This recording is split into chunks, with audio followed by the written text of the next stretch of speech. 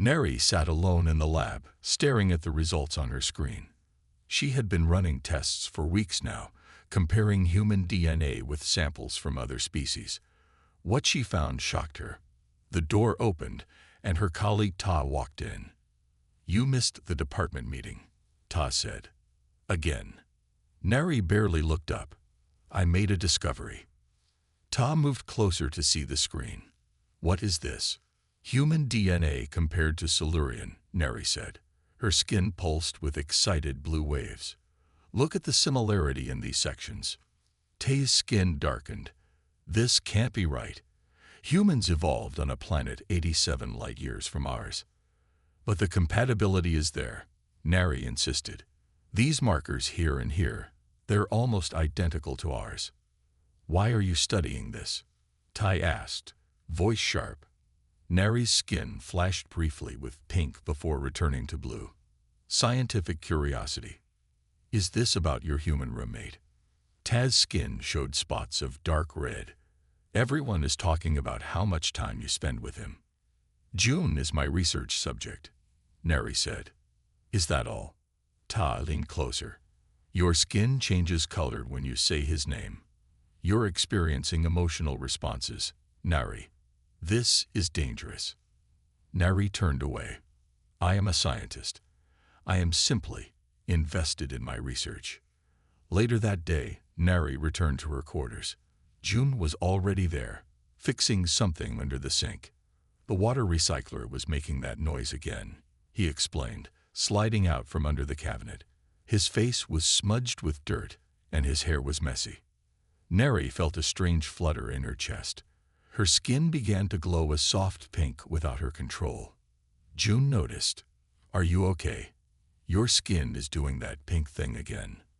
"I'm fine," Neri said quickly. "Just tired from lab work." "What are you working on?" June asked, washing his hands. Neri hesitated. "I discovered something interesting about human and Silurian DNA. There are unexpected similarities." June raised his eyebrows. "What kind of similarities?" "In reproductive compatibility," Neri said. Her skin pulsed brighter as she spoke. "Theoretically, our species might be able to breed." June dropped the towel he was holding. "You're joking." "Silurians do not joke about science," Neri said. "It is only a theory, but the genetic markers suggest possibility." June sat down heavily on a chair. "That's big news." "It is only of scientific interest," Neri said, though her skin was now glowing a bright shade of pink she had never experienced before. June looked at her carefully. "Your skin has been changing color a lot lately, especially when we talk about certain topics." "A reaction to station lighting," Neri lied. "Really?" June stood up and walked toward her. "Because I asked Dr. Mina about Silurian biology. She said your skin changes reflect your emotions." Neri stepped back. "Silurians control their emotions." "Do they?" June was very close now. "What does pink mean, Neri?" Neri's skin pulsed faster. "It's not important." "I think it is." June's voice was soft. "Because humans change color too, in our own way. Like now, my heart is beating faster. My cheeks feel warm. Physical responses to proximity," Neri said, but her voice shook. "Is that all it is?" June asked. Before Neri could answer, her data pad beeped loudly. It was a message from her supervisor. "Report to lab immediately. Concerns about your current research direction." Neri stepped away from June, her skin slowly returning to its normal blue. "I must go." "We'll finish this conversation later," June said. As Neri walked to the lab, she felt strange. Her body temperature was elevated. Her mind kept replaying the moment June stood close to her. This was not scientific interest. This was something else, something Silurians had tried to engineer away centuries ago. But it felt stronger than any genetic programming. It felt right. In the lab, her supervisor was waiting with Ta. "Your research on human-Silurian compatibility ends today," her supervisor said. "It is inappropriate and dangerous. But the science Nari began. Is not the issue, her supervisor cut in. Your emotional involvement is. The pink glow of your skin tells us everything we need to know, Nari. Nari said nothing, but inside, a very human feeling was growing. Defiance. Word spread fast on the station. By the end of the week, everyone seemed to know about the human and the Silurian who were getting too close. June noticed the stares when he walked through the halls. Some aliens moved away when he passed. Others whispered behind their hands, tentacles or whatever they used to communicate. Primitive human, corrupting the Silurian scientist. I heard they're attempting to breed. Disgusting. Species should stay with their own kind. Jun tried to ignore them. He focused on his work, fixing the gravity systems in Section 7. But even there, his alien coworkers kept their distance. Back in their quarters, Nari faced problems of her own. Her supervisor had called her in for another meeting. Your work is suffering, he said. His name was Director Hyun, a senior Silurian with skin that barely glowed anymore. And we have reports about your relationship with the human. June is my research subject, Nari said. Director Hyun's skin flashed red. Do not lie, Nari. Your skin betrays you. The pink glow when you say his name tells me everything. Nari said nothing. We have reassigned you, Director Hyun continued. You will study the reproduction of the new aquatic species from Sector 12, and you will be moved to new quarters. No, Nari said. Her skin pulsed with bright, defiant colors. Director Hyun looked shocked. No, you refuse a direct order. I refuse to abandon valuable research, Nari said carefully. The human-Silurian compatibility study could be important for our species. It is not the research that concerns us, Director Hyun said. It is your emotional involvement. You are experiencing feelings, Nari. This goes against everything Silurians stand for. Perhaps what we stand for is wrong, Nari said quietly. Director Hyun stood up. You have 1 week to end this inappropriate relationship and return to proper Silurian behavior, or you will lose your position and be sent home. That evening, Nari returned to their quarters looking tired. Her skin was dim, barely glowing at all. Bad day? June asked. They are sending me home if I continue to be with you, Nari said. She sat down heavily on her bed. June felt a sharp pain in his chest. I'm sorry. I never meant to cause trouble for you. It is not your fault, Nari said. It is mine. I am experiencing things Silurians are not supposed to feel. What kind of things? June asked softly. Nari's skin began to glow pink again, despite her obvious effort to control it. When I see you, my body temperature rises. I think about you when we are not together. I want to be near you. It is distracting. June smiled. Humans call that having a crush. A crush, Nari repeated. An appropriate term. It does feel like being crushed. June laughed. In a way, yes.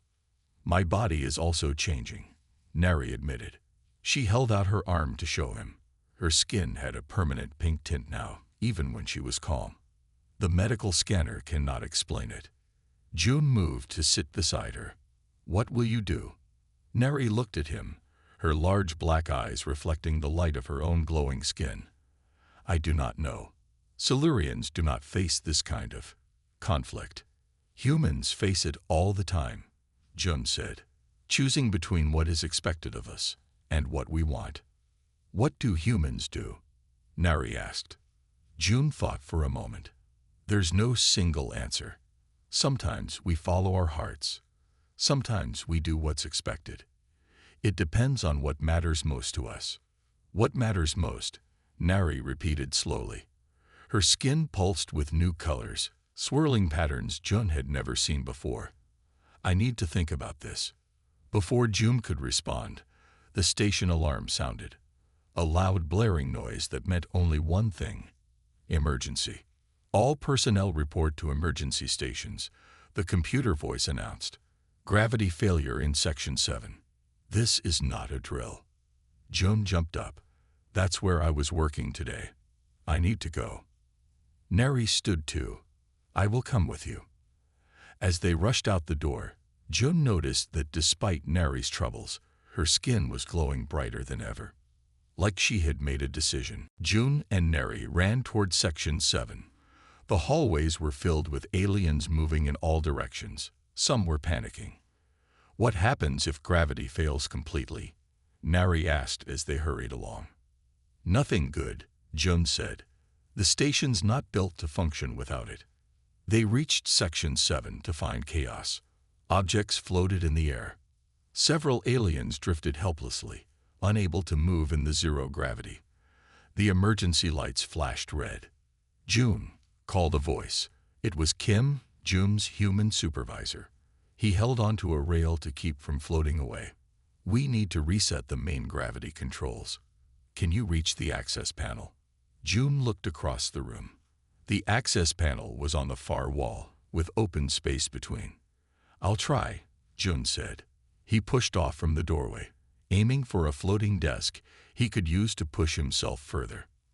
Neri watched, her skin glowing with worry. Then she moved. Her Silurian body was more adapted to low gravity.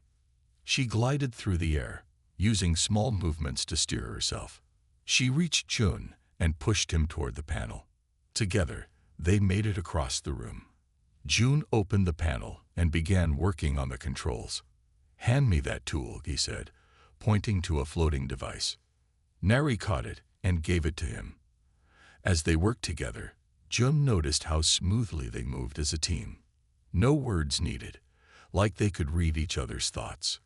After 10 minutes of work, the gravity slowly returned. People and objects dropped gently to the floor.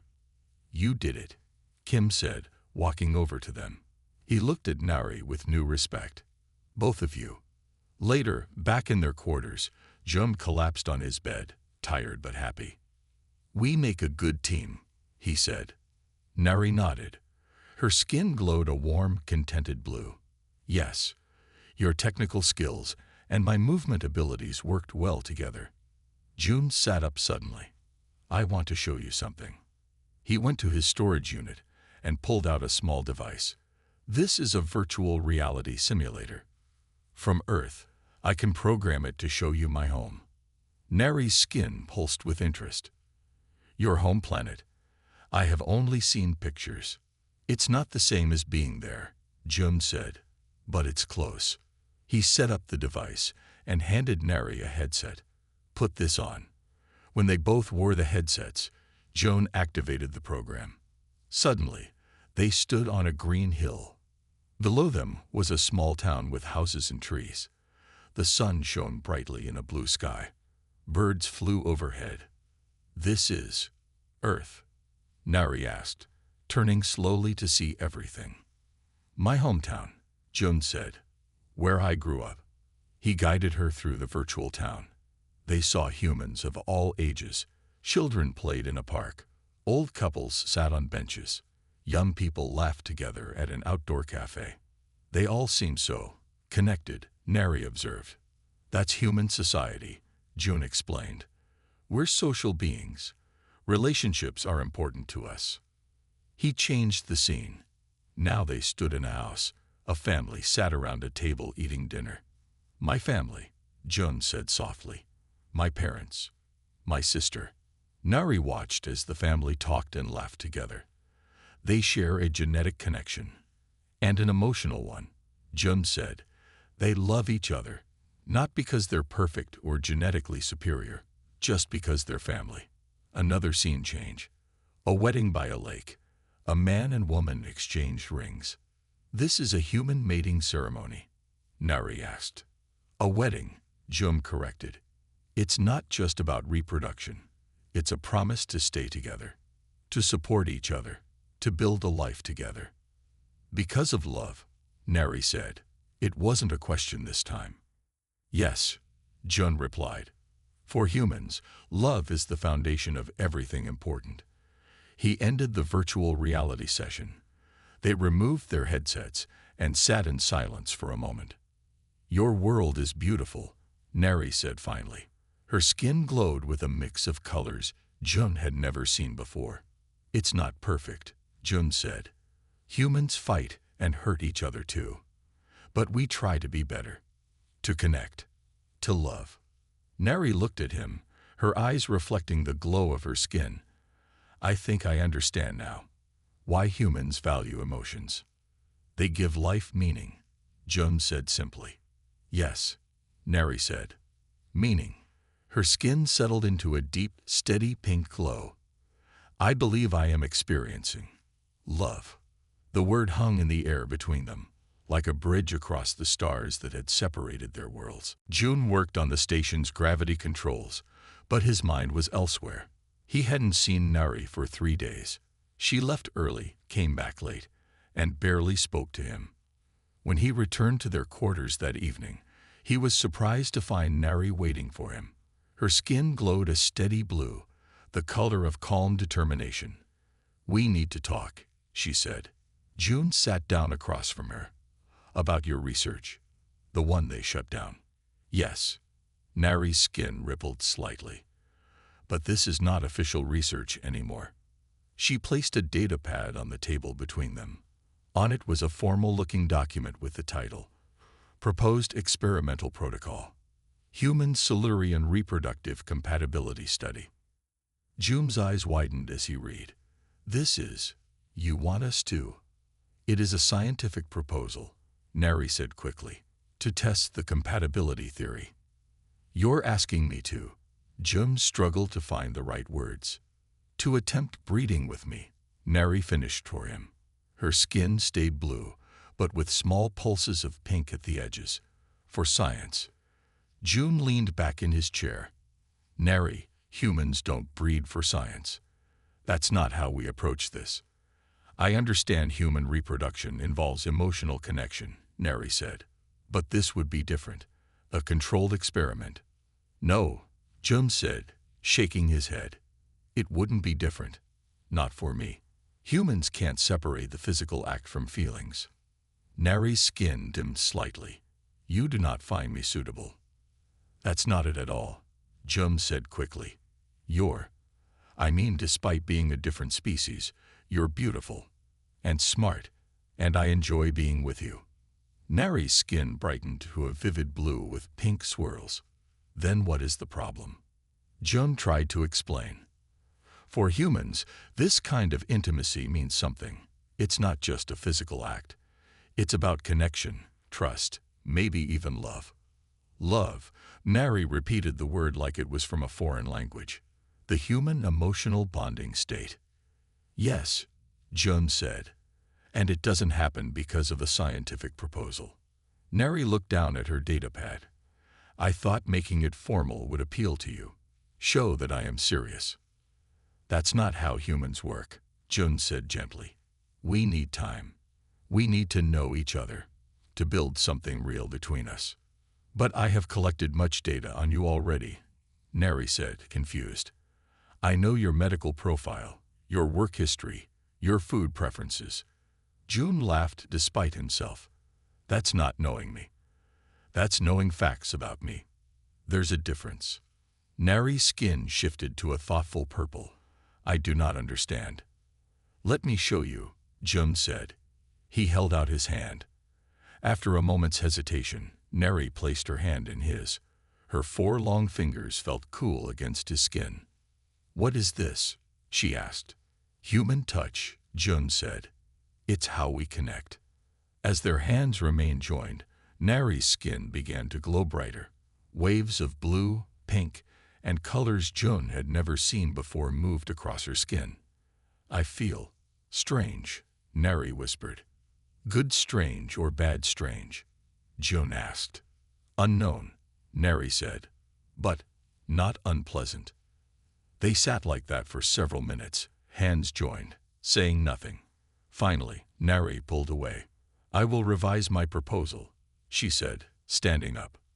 "Nari," Jun said gently. "There can't be a proposal. This isn't something you can plan like an experiment." "Then how will we proceed?" Nari asked, genuinely confused. "We get to know each other," Jun said. "As people, not as research subjects. And then, if it feels right for both of us. Nari's skin pulsed with understanding. An organic process, not a designed one. Exactly, Jun said. Nari picked up her datapad. Very inefficient. But worth it, Jun promised. As Nari left for her sleeping area, Jun noticed her skin had settled into a new color, a soft, glowing pink he had never seen before. Maybe there was hope for this strange experiment after all. Just not the kind Nari had planned. 2 weeks had passed since Jun moved into room 427. He was starting to get used to life on the station. The work on the gravity systems kept him busy during the day. But evenings with Nari were strange. Tonight, Jun walked into their quarters to find Nari watching human romance movies on her datapad. "Jun," she said without looking up. "These human mating rituals are confusing." Jun sighed as he put away his tools. "They're not mating rituals. They're called dates. But the purpose is to find a mate, yes." Nari's skin pulsed with a curious yellow glow. "Not exactly." Jun sat down on his bed. "Humans date to get to know each other, to see if they're compatible." Nari paused the movie. On the screen, a man and woman were about to kiss. Silurians choose mates based on genetic data and social contribution scores. It takes about 7 minutes to select an ideal match. That sounds. Jun searched for a polite word. Efficient. It is. Nari's skin shifted to a light green. But your way seems more interesting. She put down the datapad and looked directly at Jun. "May I ask you some questions about human reproduction?" Jun felt his face grow hot. What kind of questions?" "Scientific ones." Nari pulled out a small device. "I have been assigned to study humans, and reproduction is my specialty. I don't know if I'm comfortable." "I have official permission from the station command," Nari added quickly. "Your answers will help improve human-alien relations." Jun rubbed his face. "Fine, but keep it professional." Nari's skin brightened with excitement. "Of course. First question. Is it true humans reproduce through direct physical contact?" "Yes," Jun said, his voice tight. "Most species don't. Many advanced species have moved beyond physical mating," Nari explained. "Silurians exchange genetic material through a controlled laboratory process." "That sounds romantic," Jun said with a small laugh. Nari tilted her head. "Romance. This is the emotional attachment humans form during reproduction. Before, during, and after," Jun said. "For humans, reproduction isn't just about making babies. It's about connection." Nari made notes on her device. Her skin rippled with patterns of blue and purple. "Fascinating. And these emotions, they are pleasant. They can be the best feeling in the world," Jun said honestly. "Or the worst, if things go badly." "Such extremes." Nari's eyes widened. "Silurians engineered out such emotional responses thousands of years ago. We found them inefficient." Jun shook his head. "Humans would never give up those feelings. They're what make life worth living." Nari was quiet for a moment, her skin a thoughtful shade of deep blue. "Do all humans feel this way?" "Most of us, I think." Jun stood up and went to the food synthesizer. "Want some tea?" "Yes, please." Nari watched him carefully. "Next question. How do humans select their reproductive partners, if not by genetic data?" Jun set the synthesizer for 2 T's. Attraction. Compatibility. Shared interests. Sometimes just a feeling that's hard to explain. "Inefficient," Nari said, but her tone was curious rather than critical. "But fun," Jun added with a smile. As they drank their tea, Nari asked more questions. Each answer seemed to fascinate her more than the last. Jun began to relax. It was almost like teaching an eager student. "One final question," Nari said as Jun prepared for bed. "Would you consider demonstrating human courtship behaviors for my research?" Jun nearly spilled his water. "You mean like dating?" "A scientific simulation only," Nari clarified quickly. Her skin flashed pink for just a moment. To better understand human practices, June looked at her glowing form. Was it his imagination, or did her skin pulse faster when she asked the question? I'll think about it, he said finally. That night, as June tried to sleep, he noticed Nari watching him from across the room. Her glow was dimmed, but he could see her black eyes reflecting the starlight from the window. For a being that claimed to have no emotional responses to reproduction, she sure seemed interested in his. The next day, Nari didn't go to her lab. Instead, she went to the station's main library. It held the knowledge of thousands of worlds, including the history of her own species. She searched for hours, digging into old Silurian records that few ever looked at. What she found shocked her.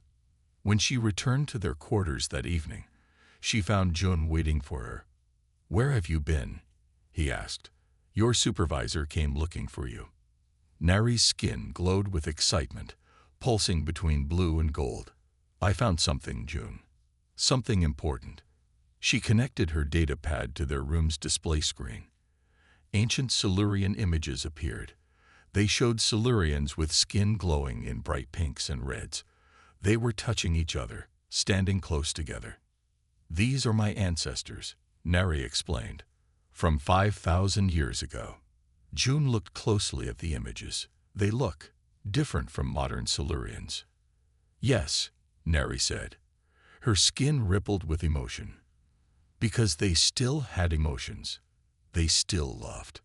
She showed him more images, ancient Silurian texts describing pair bonding, ceremonies that looked similar to human weddings, psalms about love and connection. Silurians used to reproduce like humans, Nari said, with physical contact, with emotional bonds. "What happened?" June asked. Nari's skin dimmed slightly. The Great Efficiency. It was a movement led by scientists who believed emotions were holding our species back. They created technology to reproduce without physical contact. Then they began to breed out emotional responses. They engineered emotions out of your species. June looked horrified. "Over many generations," Nari said, "each new group born with fewer emotional connections than the last, until we became what we are now." June sat down, trying to process this information. "But you have emotions. I've seen them." "Yes," Nari said. "Some Silurians still have the old genes. They're considered defects, usually corrected early in development." "But not you," Jun said. "My parents were frontier researchers," Nari explained, "far from the main Silurian worlds. Perhaps they missed the standard checks, or perhaps they chose not to report my condition." June reached out and took her hand. "It's not a condition, Nari. It's who you're supposed to be, who your species was meant to be." Nari's skin brightened at his touch. "I believe you are right. We gained efficiency but lost something more important." "Connection," Jun said. "Yes." Nari's skin settled into a steady, deep pink glow. "And now I understand why I have been changing. My body is remembering what Silurians have forgotten." She showed him one final image. A Silurian with skin glowing bright pink, standing beside another being they had chosen as a mate. The pink glow was called the bond color in the ancient text. "My skin has been turning this color," Nari said. "Permanently. It happens when a Silurian forms a deep bond with another being." "With me," Jun said softly. "Yes," Nari replied. "With you." Before they could say more, the door opened. Director Hyun stood there with 2 station security officers. "Nari," he said, his skin a cold blue. "You have accessed restricted archives and continued your inappropriate relationship with this human." "The archives aren't restricted," Nari said. "They're just forgotten, like our true nature." Director Hyun's skin showed spots of angry red. "You will return to the Silurian homeworld immediately for correction." "Correction?" Jun asked. "They will remove my emotional capacity," Nari explained calmly. "Reset my brain patterns to standard Silurian efficiency." "No," Jun stood up. "You can't do that to her." It is not your concern, human, Director Hyun said. This is a Silurian matter. It's my concern because I love her, Jun said firmly. The room went silent. Director Hyun's skin paled to almost white with shock. Nari's skin glowed brighter than ever before, pulsing with waves of deep pink. The station council will decide this matter, Director Hyun said finally. You will both appear tomorrow to explain yourselves. After he left, Jun and Nari looked at each other. Did you mean it? Nari asked. What you said about love? Yes, Jun said simply. I love you, Nari, even if you're from another world, even if it breaks all the rules. Nari's skin glowed like a sunrise. Then we will face the council together. The station council chamber was large and round. Aliens from 12 different species sat in a circle. In the center stood Jun and Nari, holding hands. Director Hyun spoke first. Council members, I bring before you a case of inappropriate interspecies relations. This Silurian scientist has formed an emotional bond with a human. The council members murmured among themselves. Some looked disgusted. Others seemed merely curious. The head counselor, a tall being with 4 arms and silver skin, spoke. Is this true, Nari of Celeris? Yes, Nari said. Her skin glowed a proud pink. I have formed a bond with this human, Jun of Earth. This goes against Silurian standards, Director Hyun said. She must return home for correction. If I may speak, Nari said, stepping forward. The council nodded. I have discovered something important about my people, Nari began. She displayed the ancient images on the council's viewing screen. Silurians were not always as we are now. We once had emotions. We once formed bonds, like humans do. The council members leaned forward, interested. We engineered these traits out of ourselves in the name of efficiency, Nari continued. But was it truly progress, or did we lose something valuable? Director Hyun interrupted. This is irrelevant. Our ways are established. Are they the best ways? Jun asked. The council turned to look at him. Humans may be new to space. We may be less advanced in some ways, but we understand something important. Connection matters. Nari nodded. In my research, I found that species with emotional bonds often advance faster than those without. They have motivation beyond simple efficiency. Love makes us stronger, Jun added. It makes us try harder, do better. A council member, a small green being, spoke up. The human has a point. Their species has achieved space travel in half the time it took most of us. Their passion drives innovation. And there's more, Nari said. She displayed her latest research findings. Human and Silurian DNA has surprising compatibility. A bonding between our species could create new genetic possibilities that benefit both worlds. Director Hyun scoffed. You propose breeding with humans, primitive beings. I propose recognizing that different doesn't mean inferior, Nari replied, her skin pulsing with bright light. Humans have qualities Silurians have lost, qualities we might need again. The council whispered among themselves. Finally, the head counselor spoke. Nari of Celeris, your research is compelling. The council grants permission for your continued work on human-Silurian relations.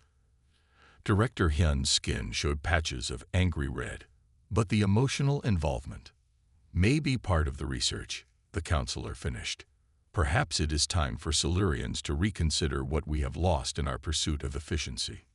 Jun squeezed Nari's hand. Her skin glowed in response. As for you, human, the counselor continued, looking at Jun. Your willingness to bridge the gap between our worlds is commendable. The council recognizes your relationship with Nari as an official cultural exchange program. After the council meeting, Jun and Nari walked through the station garden. Other aliens watched them, but the looks were more curious than hostile now. Cultural exchange program, Jun laughed. That's one way to put it. Nari's skin glowed a happy pink. It gives us official permission to be together. To see where this leads. And where do you think it will lead? June asked. Neri looked up at the stars visible through the garden dome. To new possibilities. For both our species. I like the sound of that, June said. 3 months later, Neri stood in their quarters, looking at a medical scan. Her skin glowed with excitement. June, she called. Look at this. He came over and saw the scan. Inside Neri, a tiny new life was growing. Part human, part Silurian. The first of its kind. It worked, June whispered in amazement. Our DNA really is compatible. More than compatible, Neri said, her skin pulsing with joy. Perfect together. As news spread through the station, aliens from many worlds came to offer congratulations. What had seemed impossible was happening. A new kind of being would soon join the galactic community. And it all began because a human showed an alien how to love. This is not a date, June said for the 3rd time. It's a cultural exchange. Neri nodded, her skin glowing a soft pink. Cultural exchange, yes, for science. They sat at a table in the station's garden dome. Around them, plants from 100 worlds grew together. Aliens of many shapes and sizes walked the paths. Some looked at the human and Silurian with surprise. On Earth, we would call this a picnic, Jim explained, spreading out the food he had made. Real food, not from the synthesizer. He had traded 3 days of extra work for these ingredients. Picnic, Neri repeated, testing the word. And humans do this as part of courtship. Sometimes. It's a way to spend time together. Talk, get to know each other. June handed her a sandwich. Try this. Neri took a careful bite. Her eyes widened, and her skin flashed bright yellow. This has taste, not like synthesized food. June smiled. That's the point. Sharing good food is part of human connection. A tall, thin alien with 4 arms stopped by their table. It was another Silurian, but with darker skin that glowed green instead of blue. Neri, the alien said, what are you doing with this? Human. Cultural research, Ta. Neri replied calmly. June is teaching me about human social customs. Tay's skin pulsed with dark red spots. There are more advanced species to study. Humans are barely out of their stone age. June frowned but said nothing. He was used to this attitude from older species. Their approach to pair bonding is unique, Neri said. They use emotions instead of genetic algorithms. Tai made a sound like water boiling. Primitive. Be careful, Neri. Too much time with lesser species can affect your thinking patterns. With that, Ta walked away. Sorry about that, Neri said, her skin dimming slightly. Many Silurians think emotions are a sign of evolutionary weakness. June shrugged.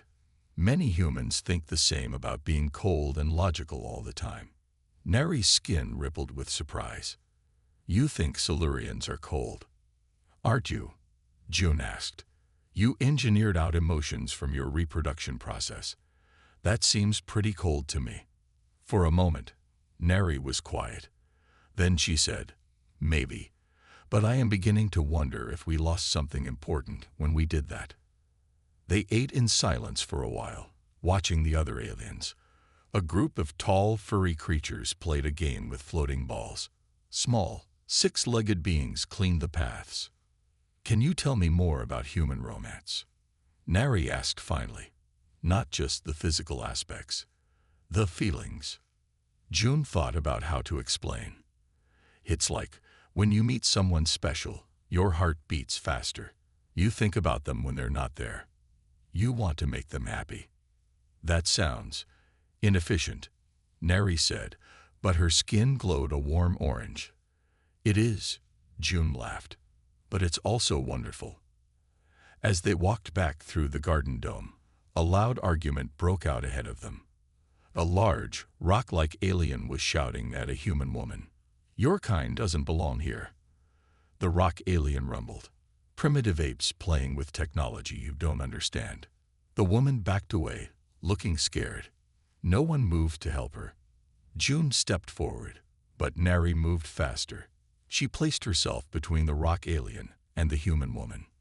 "Stop," Neri said, her skin glowing bright white. "This human is under galactic unity protection." The rock alien growled. "Since when do Silurians defend humans?" "Since we realized judging species by their age rather than their potential is poor science," Neri replied. The rock alien looked surprised, then moved away, grumbling. The human woman thanked Neri and hurried off. June stared at Neri with new respect. "You didn't have to do that." "I wanted to," Neri said. Her skin was still bright white, but now with ripples of blue. It was not logical, but it felt right. As they walked back to their quarters, June noticed something strange. Neri's hand, with its 4 long fingers, kept brushing against his, and each time it did, her skin glowed just a little brighter. June stood at the entrance of his new quarters, bag in hand. His heart beat fast in his chest. After 6 months of tests, paperwork, and space travel, he was finally here. Galactic Unity Station. Room 427. He read from his card. He took a deep breath and placed his hand on the scanner. The door slid open with a soft hiss. The room was bigger than he expected. Clean white walls, 2 beds on opposite sides, a small kitchen area, and a large window showing the stars. But what caught his eye was the person. No, not a person. The alien sitting at the desk by the window. She turned to look at him. Her skin glowed a soft blue, like the ocean on a clear day. Where humans had hair, she had what looked like thin, flowing tendrils that moved slightly even though there was no wind. Her eyes were large and completely black, but somehow warm. "You must be the human," she said. Her voice sounded like music. "I am Neri, cynobiologist, 3rd class." June dropped his bag. "There must be a mistake. They said I would have private quarters." Neri's skin flashed purple for a moment before returning to blue. "The station is overcrowded. Many new species joining the galactic unity this cycle." She stood up. She was tall, at least a foot taller than June. "You are the first human I have met." "And you're the first." June realized he didn't know what she was. "Silurian," she said. "Our homeworld is 87 light-years from Earth." June nodded, trying to hide his unease. Earth had only joined the galactic community 3 years ago. Humans were still seen as newcomers, primitives who had just figured out faster than light travel. "I am June," he said finally. "Engineer, 2nd class." Neri's skin pulsed with light. "Your species builds things." "Interesting. My species studies things. Specifically, I study reproduction." June nearly choked. "You study what?" "Reproduction. How species make new life." She said it so simply, like she was talking about the weather. "It is fascinating how different species approach this biological necessity." June picked up his bag and walked to the empty bed. "Well, I'm here to help upgrade the station's gravity systems, not to talk about that." Neri tilted her head. "Humans are shy about reproduction. My research indicates this, but seeing it firsthand is valuable data." "We're not shy," June said quickly. "We just don't discuss it with strangers." "We are not strangers. We are roommates," Neri said. "And I am assigned to study new species in the Unity. Humans are of particular interest." June unpacked his things, feeling Neri's eyes on him the whole time. Most aliens he had met on the journey here had looked at humans with either disgust or pity. But Neri seemed genuinely curious. "Your research," June said carefully. "Is it just academic?" Neri's skin rippled with yellow light. "Of course, all Silurian research is for knowledge. What else would it be for?" June shrugged. "Some humans research things to make money or become famous." "Inefficient motivations," Neri said. "Knowledge itself is the only worthy goal." As June arranged his few possessions, he noticed Neri's side of the room was filled with strange devices and holographic displays, showing what looked like reproductive organs of various species. How long have you been on the station? June asked, trying to look anywhere but at the displays. 7 of your Earth years, Neri said. I have studied 26 species so far. Humans will be 27. Her skin glowed brighter. I look forward to our cooperation. Something in the way she said it made June wonder exactly what kind of cooperation she meant. He had a feeling life on Galactic Unity Station was going to be very different from what he had expected. Let me show you the food synthesizer, Neri said, moving to the kitchen area. It can make approximations of Earth food, though I am told they taste wrong. As she walked ahead of him, Jun thought that of all the aliens he could have been assigned to live with, he could have done a lot worse than a curious Silurian scientist who glowed like the northern lights. He just hoped her research would remain strictly academic.